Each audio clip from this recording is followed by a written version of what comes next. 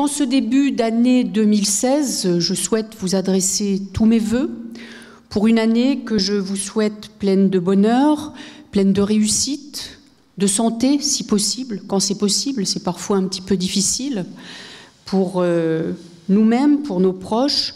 Donc des vœux que je vous fais très sincèrement, en espérant, en vous souhaitant réussite pour vos entreprises, qu'elles soient personnelles ou qu'elles soient professionnelles. Et donc ces vœux, ils prennent un ton un petit peu particulier après une année 2015 qui fut particulièrement éprouvante, particulièrement violente. Notre pays a subi des attaques qui nous ont plongés dans un désarroi relativement profond.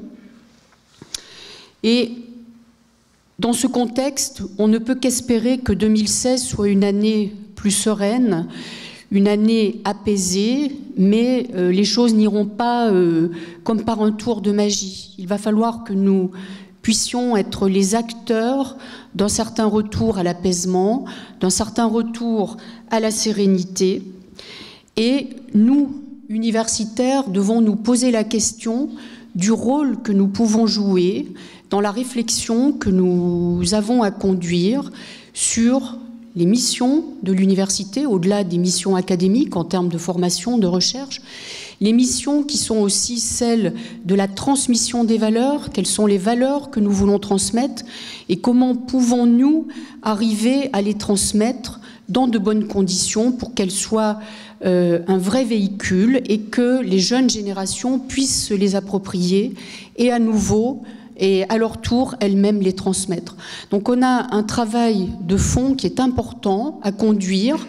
On l'avait peut-être un petit peu oublié en tournant beaucoup les missions de l'université autour de l'insertion professionnelle, autour de l'acquisition des compétences par nos étudiants, et peut-être avions-nous un petit peu laissé ces valeurs de côté. Les événements récents nous amènent à les reconsidérer et surtout à reconsidérer le rôle que nous avons à jouer dans la transmission de ces valeurs.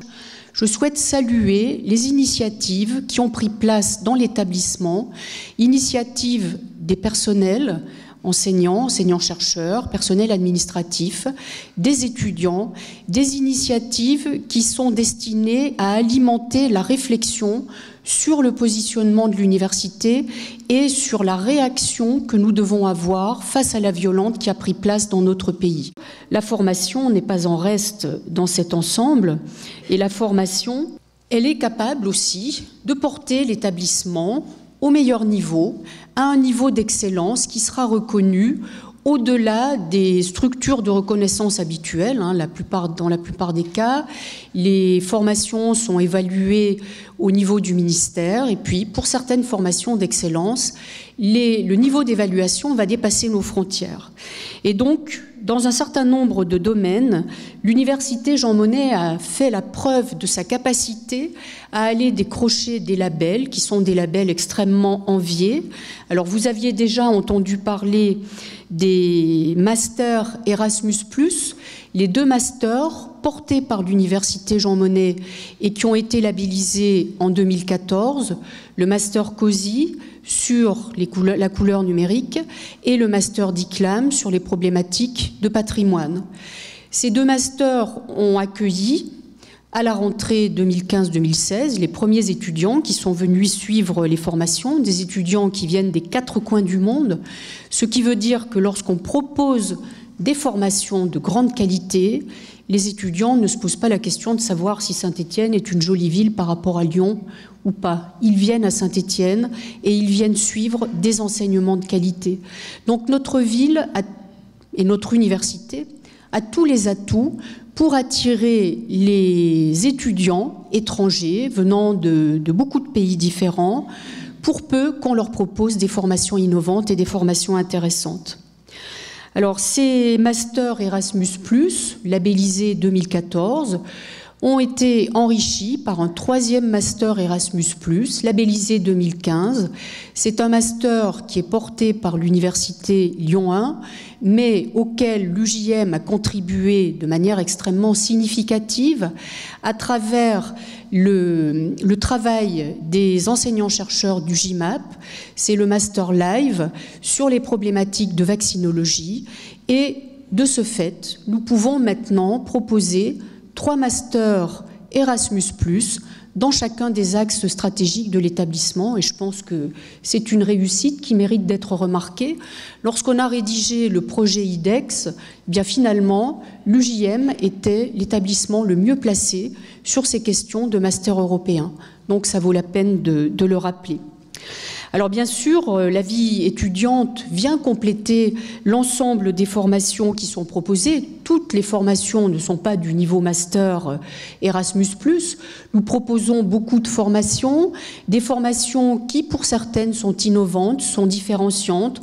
Par exemple, le master sur les thématiques droit des affaires appliquées à la santé, ou des licences innovantes, comme la licence Distri-Sup sur les problématiques de la grande distribution.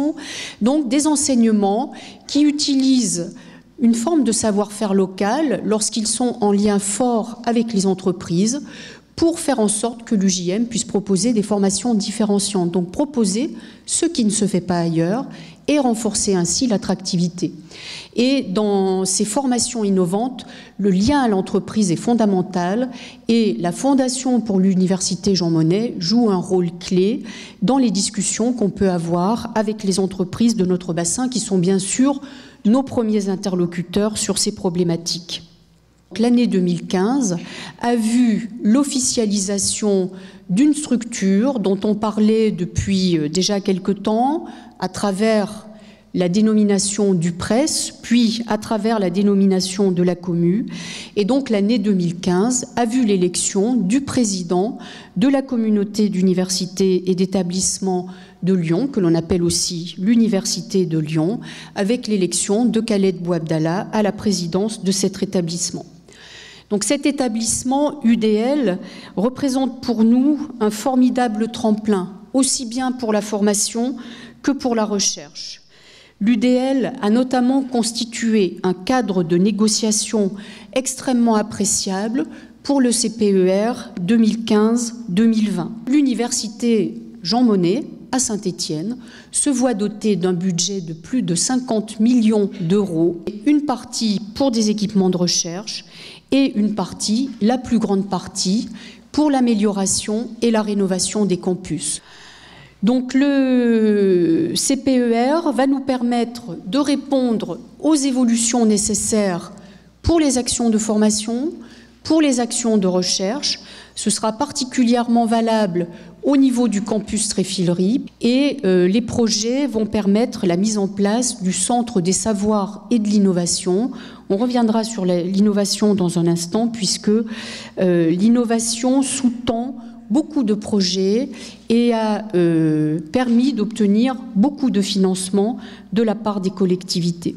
L'assise, qui est la nôtre, avec l'acquis des projets, l'acquis des budgets qui ont permis de restructurer déjà une bonne partie du campus et qui permettent d'envisager d'autres structurations, nous permet d'envisager un projet pour la période 2016-2020 qui repose sur une réalité solide et reconnue par les acteurs locaux, reconnue par les évaluateurs du HCERS, donc une solidité qui nous permet de pouvoir mettre en œuvre une certaine ambition.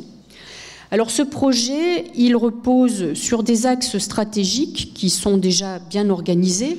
Cette structuration en axes stratégiques, elle ne date pas d'hier, elle remonte à plusieurs contrats, mais elle a atteint aujourd'hui un niveau de maturation qui permet au sein de chacun de ces axes d'avoir une pluridisciplinarité entre les différentes disciplines qui sont présentes, une pluridisciplinarité qui est vraiment une réalité et qui donne de la force à l'ensemble des projets.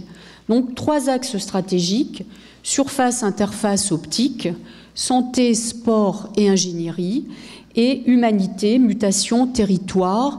On a vu avec l'exemple de Philippe Guin, avec l'exemple du projet IPEM, que la pluridisciplinarité doit toujours être cultivée et poussée le plus loin possible.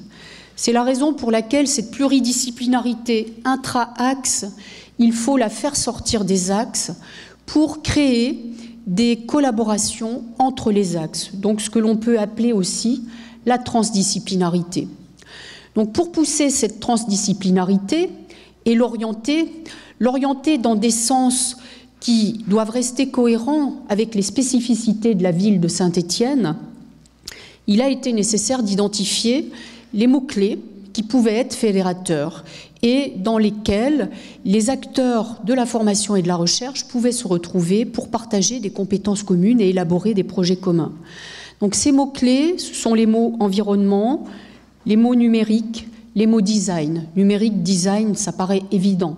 Avec la French Tech qui a permis de distinguer la ville de Saint-Étienne dans la compétition de ce label hautement envié autour du numérique, Saint-Étienne a pu décrocher le label French Tech mention design qui la positionne de manière vraiment particulière dans le dispositif et qui lui donne toute latitude pour pousser des projets innovants dans ces domaines. Donc cette transdisciplinarité, elle a pour vocation de contribuer à l'effort qui doit se faire autour des enjeux sociétaux tels que le vieillissement ou tels que les coefficience et l'héritage industriel. Vieillissement et coefficience héritage industriel symbolisent assez bien les caractéristiques du territoire ligérien. C'est la raison pour laquelle l'université a pensé pouvoir contribuer sur ces éléments-là. Tous les projets, bien sûr, ne vont pas se focaliser sur ces mots en question, mais nous allons encourager les projets qui vont soutenir ces enjeux sociétaux. Nous abordons donc une période 2016-2020 qui nous ouvre de nouveaux défis, de nouvelles perspectives, de nouveaux horizons, dans un environnement qui est en perpétuel mouvement, à la fois notre environnement interne avec des restructurations en cours, mais un environnement extérieur également qui évolue sans cesse, un environnement auquel nous devons nous adapter. L'adaptation sera la clé de la survie, mais je pense que nous avons au jour d'aujourd'hui la vitalité qui est nécessaire pour aborder l'avenir. Les premiers bénéficiaires de l'excellence que nous voulons porter, ce sont nos étudiants et bien sûr les principaux acteurs de cette excellence, ce sont nos équipes enseignantes, nos équipes de chercheurs et nos équipes administratives qui sont là sur ces fameuses missions support qui nous aident à réaliser nos objectifs.